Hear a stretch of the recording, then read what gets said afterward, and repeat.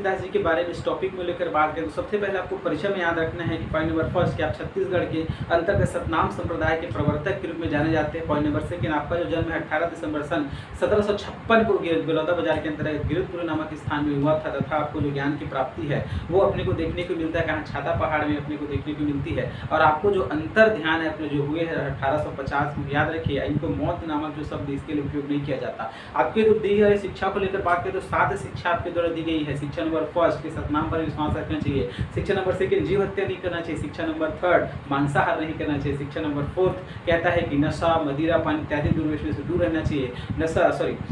शिक्षा number fifth में आपको याद रखना है कि चोरी, जुआ इत्यादि व्यसनों से अपने को दूर रहना चाहिए। शिक्षा नंबर जो 6 में अपने को जो याद रखने का प्रयास कीजिएगा कि शिक्षा नंबर 6 ये कहता है कि अपने को जो है जाति पाथा के जो है प्रपंच में नहीं पढ़ना चाहिए, अर्थात मनखे मनखे एक समान के यहाँ पर कथन दिया गया। शिक्षा नंबर 7 में आप याद रखना है कि व्यभिचार नहीं करना चाहिए, अर्थात पर नारी को माता समझना चाहिए। इसके अलावा जो मेन टॉपिक को लेकर बात करें, सतनाम पंथ को लेकर बात करें, सतनाम संप्रदाय को लेकर बात करें तो परिचय में आप याद रखिएगा सतनाम का समान अर्थ यहाँ पर सत्याचरण करना या फिर सत्य के मार्ग पर चलना। याद रखिए गुरु घासीदास जी के द्वारा उस समय छत्तीसगढ़ के दलितों और शोषितों को इकट्ठा करके उनमें जीवन के प्रति जो है नई उत्साह जागृत करने का प्रयास किया गया। इसलिए फिर उनसे जो है वो प्रेरित होकर के फिर उनमें जीवन के प्रति नई उत्साह जागृत हुई, नैतिक मूल्य का विकास हुआ और इस प्रकार गुरु घासीदास जी के द्वारा उस समय व्याप्त बाह आडंबरों, अंधविश्वासों, जाति प्रथा, कुप्रथा इत्यादि को दूर करने के लिए जो है एक पंथ, एक संप्रदाय की स्थापना की गई जिसे हम जो है सतनाम संप्रदाय के नाम से जाने जाते हैं। जिसकी विशेषता इस प्रकार है पॉइंट नंबर फर्स्ट में कि सतनाम संप्रदाय हमेशा सच्चाई के मार्ग पर